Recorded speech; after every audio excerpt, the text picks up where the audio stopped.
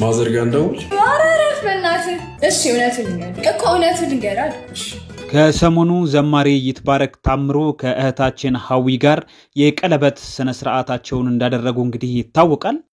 ታዲያ ይሄ ጉዳይ ደግሞ ከታዋቂው ዩቲዩበር ጋር ስሙ በተረጋጋሚ እየተነሳ ይገኛል። ስለዚህ የምንላችሁ ነገር ይኖራል። እስከመጨረሻው ድረስ አብራችሁን ቆዩ። መልካም ቆይታ። ፍቅር አለ ብለህ ታስባለህ? ፍቅር የትኛው ፍቅር? ዘማሪ ይትባረክ ታምሩ አሳሳ አካባቢ ነው ተወልዶ ያደገው። አገልግሎቱንም እንግዲህ በዛው አካባቢ ነው የጀመረው። ቤተሰቦቹም የፕሮቴስታንት ተከታዮች ስለነበሩ እርሱም የነሱን ፈለግ ሊከተል ችሏል ማለት ነው። በተለይ አባቱ እንግዲህ ፓስተር ናቸው። ፓስተር ታምሩ ይባላሉ። በብዙዎች ሰዎችም የሚወደዱ ፓስተር ናቸው። እንግዲህ የሚሰራቸውን መዝሙሮች ራሱ ዜማና ግጥምን ይሰራል። የሬጌ ሪትም አድናቂም ሲሆን ጌታን በሚቻለው ሁሉ እንግዲህ ማመስገን እንደሚፈልግ ነው የገለጸው ዘማሪ ይትባረክ። ወጣቱ ዘማሪ እንግዲህ አሁን ላይ በኦሮምኛና አማርኛ ቋንቋዎች በሁለቱም መዘመር መቻሉ በርካቶች ጋር እንዲደርስ ረድቶታል። በዚህም እንግዲህ ለተጠራበት አገልግሎት ትልቅ አስተዋጽኦ ያደረገለት ይገኛል።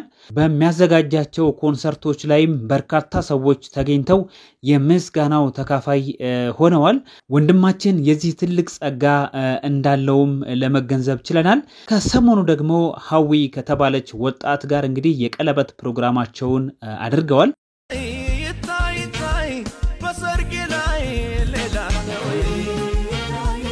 በዚህም ብዙዎች የእንኳን ደስ አላችሁ መልእክቶችን ሲያጎርፉላቸው ተስተውለዋል።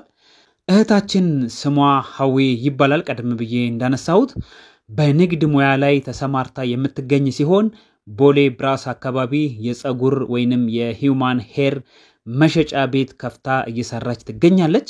በዚሁ በማህበራዊ ሚዲያ ላይ እንግዲህ የሁለቱን በፍቅር መጣመር ከተመለከትን በኋላ አንዳንድ ወጣ ያሉ አስተያየቶች እየተሰሙ ይገኛል።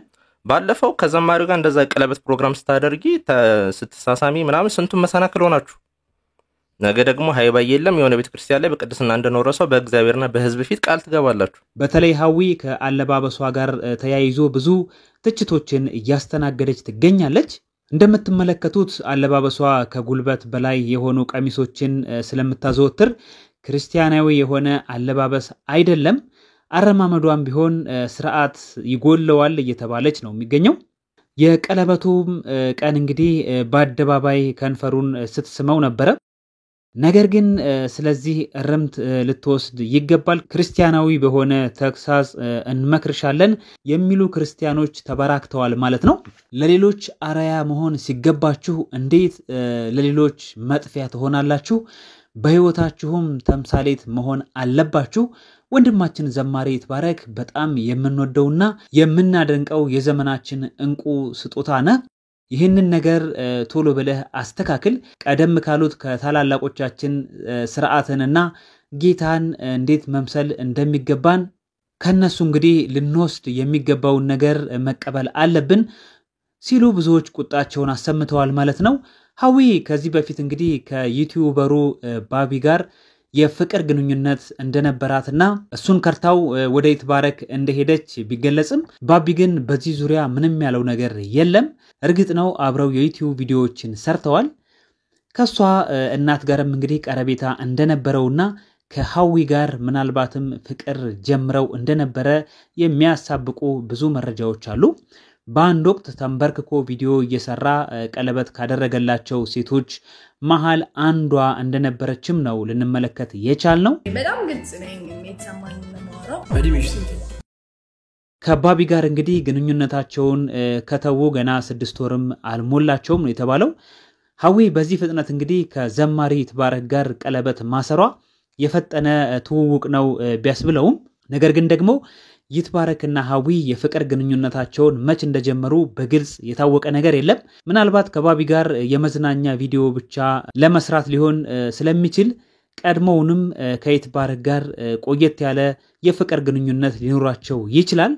ካልሆነ ግን ብዙዎች እንደሚሉት የፈጠነ ብቻም ሳይሆን ቀድሞውኑ ጋብቻ ውስጥ ከመግባታቸው በፊት የጋብቻ ስልጠናዎችንና ትምህርቶችን ቀድመው መውሰድ ነበረባቸው የሚሉ ብዙዎች አሉ ማለት ነው። ከቅርብ ጊዜ ወዲህ እንደ ፋሽን እንደምናየው በየመንገዱ ተንበርክኮ ጋብቻ የመጠየቅ ጉዳይ ከባህልና ከወግ ያፈነገጠ ሽማግሌንም ያስረሳ ነውር እየሆነ መጥቷል። እንዲህ ያለ ቅሌት ተሰምቶም በታሪክ ተነግሮም ሆነ መጽሐፍ ቅዱስ ላይ ተጽፎ አይገኝም። ነገር ግን ከውጭ ሀገር የተኮረጀ የምዕራባውያን ባህል ነው። በኢትዮጵያ ደግሞ የጋብቻ ስነ ስርዓት የመጽሐፍ ቅዱስን ሕግ ጠብቆ በባህላችን የሚፈጸም ድንቅ እሴት ነው። በድሮ ጊዜ ልጄን ለልጅህ ይባባሉ ነበር አባቶቻችን።